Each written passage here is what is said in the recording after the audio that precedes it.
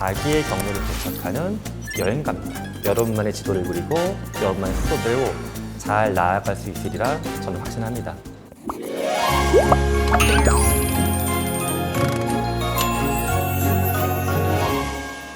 안녕하세요. 반갑습니다. 저는 인지과학자 김상균 교수입니다.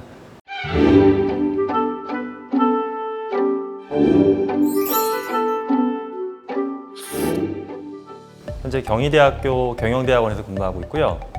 대학 교수라고 해서 굉장히 어렵고 여러분들 싫어하는 그런 거 연구하는 건 아니고요. 게임 연구하고 있습니다. 여러분이 일상적으로 즐기는 그런 게임하고는 약간 다른 건데, 게임을 뭐 업무나 공연이나 문화 같은 약간 게임 외적인 영역에 붙여가지고 게임이 갖고 있는 재미있는 가치를 사회적으로 키우는 거, 이걸 제가 계속 연구하고 있습니다. 메타버스란 5글자로 정의해 보겠습니다. 이 4글자인데 정의 5글자. 신박하지 않으세요, 이거? 디지털 현실. 무슨 말이냐, 이제 첨언을 좀 해보겠습니다. 우리가 있는 이 공간 있죠. 뭐 교실, 집. 여기는 물리적 현실이고요. 메타버스는 이와 대비되는 디지털 현실. 이렇게 보시면 되겠습니다. 그러니까 주의하실 점은 나는 현실에 살고 있고 메타버스는 가상이다. 이렇게 놓기 시작하면 오히려 혼돈스러워요. 가상은 뭔가 없는 거, 존재하지 않는 거, 가치가 약간 약한 거, 이런 느낌이 들어서 좀 혼란스럽습니다. 물리적 현실은 질량이 있는 것들의 세상, 디지털 현실은 질량이 없는 것들의 세상. 하지만 질량이 없어도 둘 다 존재하는 중요한 세상이다. 이렇게 이해하시면 훨씬 더 좋겠습니다.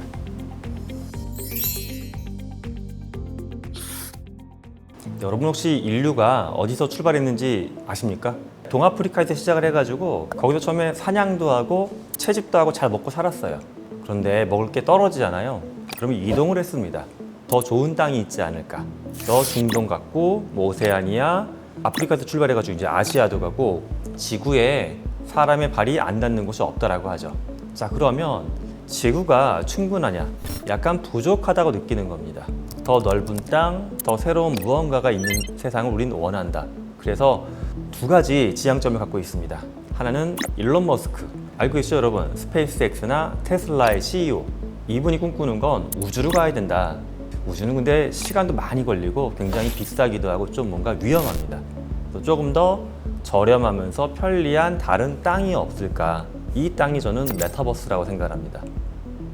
여러분들이 살아갈 세상은 사실은 우주도 일부 포함될 수 있고, 또 하나 디지털 현실, 메타버스가 굉장히 넓은 땅으로 여러분들한테 앞으로 더 많이 필요할 겁니다. 도대체 메타버스는 어떤 세상이고 무엇을 어떻게 잘 바꿔가면 좋을지 우리가 차근차근히 공부해가면 좋을 것 같습니다. 우리 뭐 학생분들도 그렇고 학부모님들도 그렇고 뭐 교육 분야에 있는 공무원분들도 저한테 굉장히 많이 물어보세요. 메타버스랑 우리 학생들이 가까워지려고 하면 어떤 거 공부하면 좋을까요? 메타버스가 디지털 속에 구현된 세상이다 보니까 당연히 프로그래밍이 필요하고, 그 안에 있는 많은 데이터로 세상을 보여주니까 뭐 빅데이터 같은 것도 필요하고, 뭐 존재하지 않는 생명체를 또 거기서 만들기도 하고, 사람의 역할을 대신해야 되니까 인공지능도 알면 좋겠죠. 하지만 저는 이게 다인가 아닌 것 같습니다. 이거는 세상을 만드는 정말 아주 작은 일부에 해당이 되고요. 더 중요한 게 있습니다. 100명이 모여 살 때랑 10,000명이 모여 살 때랑 우리가 서로 어떻게 소통을 해야 될까? 어떠한 약속을 지켜야 될까? 어떠한 생각, 즉 철학, 이런 걸 갖고 살아야지가 우리가 더 가치 있게 갈등 없이 살 수 있을까? 기술이 있다라고 해서 세상이 움직이는 게 아니라 우리가 어떤 가치관과 철학을 가지고서 사람들과 어울릴 것이냐, 이게 훨씬 더 중요합니다. 아바타를 만나는 우리들이 어떻게 나의 마음을 좀 더 정확하게 표현하고 상대방의 감정을 내가 더 바르게 이해하고, 이런 본질적인 거를 먼저 더 깊게 생각하고 배우면 좋겠습니다.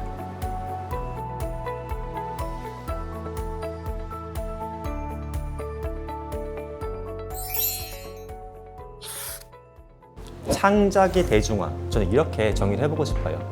제가 실제 만나봤던 청소년 중에는 중학생인데도 혼자 드라마를 만드는 친구도 봤고요. 고등학생인데 혼자 2-3분짜리 짧은 영화를 만드는 친구들도 봤습니다. 근데 그들한테 엄청난 뭐 스텝이 있어서 만드는 게 아니라 로블록스건, 제페토건, 또는 마인크래프트건, 뭐 심즈건, 그런 무료 플랫폼들을 활용을 해가지고 거기서 이제 영화를 만들고 있더라고요. 자, 이렇게 모두한테는 창작에 대한 욕구가 있는데 이 창작을 대중화시킬 수 있는 어떤 하나의 채널이 메타버스가 되고 있고요. 또 하나는 내가 이 창작한 결과물들을 남하고 공유할 수 있는 경험의 채널이 메타버스가 되고 있습니다. 메타버스는 문화예술을 훨씬 더 대중화하는 데 큰 기여를 하고 있고 앞으로도 그럴 것이다 라고 생각합니다. 여러분은 굉장히 창작이나 창의력을 발산할 수 있는 좋은 시기에 살고 있습니다. 다만 여러분들이 그런 창의력을 발산할 수 있는 환경이 너무 좋지 않다라는 거죠.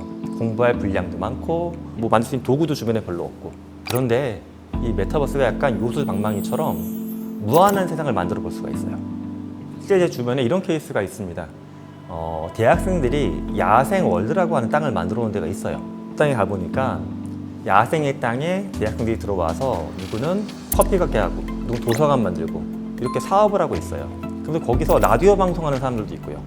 또 최근에 제가 본 친구는 거기서 지하철 사업을 하겠다고 투자자를 모집을 하고 있습니다. 마인크래프트 안에 지하철을 깔려고 하면 철이 엄청나게 많이 필요하거든요.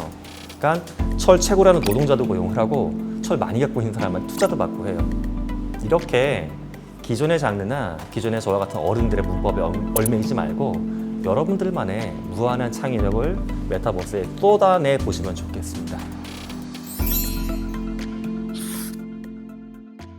메타버스 하면 가장 영화로 먼저 많은 분들이 이야기하는 게 영화 레디 플레이어 원입니다.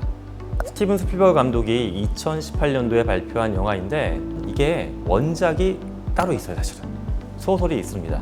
2045년을 배경으로 VR, 메타버스가 일반화됐을 때 우리는 어떻게 살아갈까 이것을 보여주고 있습니다. 영화에서 보여주는 메타버스는 썩 아름답고 따뜻한 세상은 솔직히 아닙니다.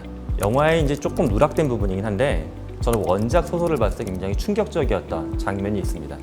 2045년에 학교들이 있는데 학교가 두 가지로 딱 양분화가 되어 있습니다.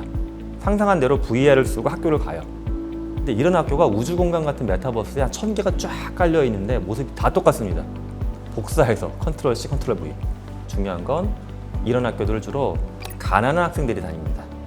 부자 아이들은 10명씩 모여가지고 아주 프라이빗하게 선생님하고 1대1로 얼굴 보고 공부하고 있어요. 그걸 소설에서 보여주고 있습니다.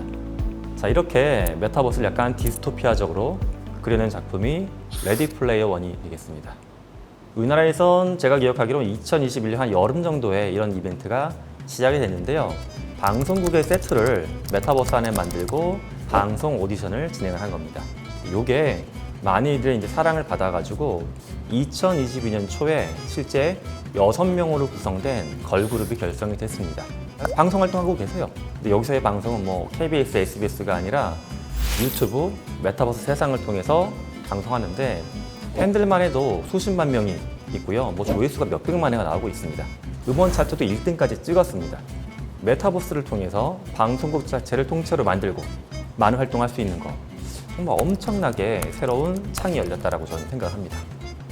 제가 지금 보여드리는 영상은 프랑스 파리에 있는 노트르담 성당입니다. 굉장히 애석하게도 노트르담 성당이 화재가 났잖아요. 그래서 복원이 완벽하게 안 됐습니다. 2022년 봄에 파리에서 시도했던 케이스인데 특정 공간에 가면 VR 장비가 있어요. 근데 재밌는 건 VR을 쓰는 공간이 엄청나게 한 100평도 훨씬 넘는 뻥 뚫린 약간 그런 공간이에요. 빈 공간. 거기서 VR을 쓰고서 걸어가면은 노트르담에 들어간 것 같은 느낌이 나요. 그러니까 눈으로는 노트르담 보고 있고 걸어갈 때 이렇게 고개를 돌리면 그 위치가 또 보여요.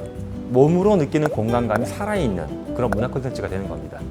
또 여기에 추가적으로 노트르담 성당의 과거 모습. 디지털 현실이랑 굉장히 재밌는 건 물리적인 현실은 시간이 항상 현재 시점으로만 보는 거죠. 하지만 얘는 시간의 축을 과거하고 미래로 왔다 갔다 할 수가 있습니다. 그렇기 때문에 내가 어떤 물리적인 현실에서 뭔가 자원이 부족해서 여기서 창작한다. 이렇게 생각하시지 말고 물리적인 현실에서 우리가 보여줄 수 없는 무언가, 나의 상상력, 나의 어떤 아이디어 이런 것들을 보여주기 위한 공간으로 디지털 현실을 생각할 수 있으면 좋겠습니다.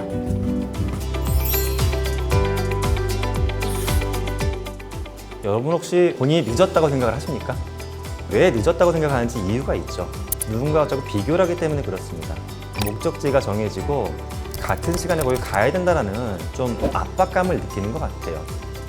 인생에 있어서 지도가 정해져 있고 같은 경로로 여행하는 우리 패키지 여행객이 아니에요. 여러분들은 각자의 배낭에 좋은 친구, 좋은 지식을 담아가면서 자기의 경로를 개척하는 여행가입니다.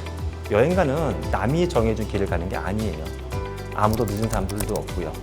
저도 저만의 지도를 그리고 제 속도대로 살아봤습니다. 근데 아직까지 보면 꽤 행복하고 만족스러운 삶이었습니다. 여러분들은 저보다 훨씬 더 현명하신 분들이기 때문에 여러분만의 지도를 그리고 여러분만의 속도대로 잘 나아갈 수 있으리라 저는 확신합니다.